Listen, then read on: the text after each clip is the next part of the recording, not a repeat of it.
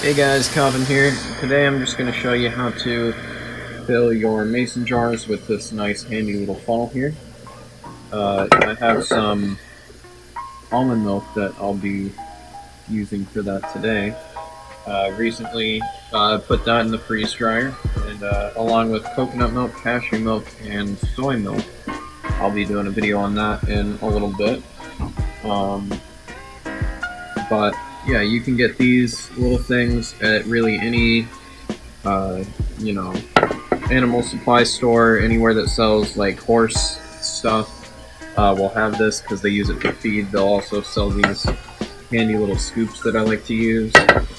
So yeah, basically all you have to do is, first of all, make sure that the mouth of your mason jar will actually fit this. Mine are a little small, but I have some bigger ones lying around. I prefer just to use this one because it's the right size for how much material I have. So we're just going to go ahead and dump that in there. And on the sides. Press that down in there, make sure none of it falls out.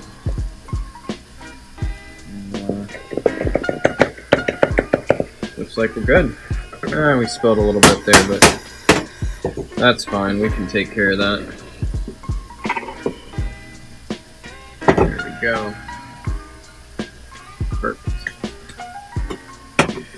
Gonna top her off.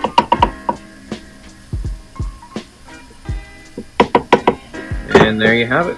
That is how you use a nice little funnel, feed funnel, to throw some food in your mason jars. And we've got a nice little thing of almond milk right here, ready to go. And, thank you guys for watching the video. I hope to see you back here soon.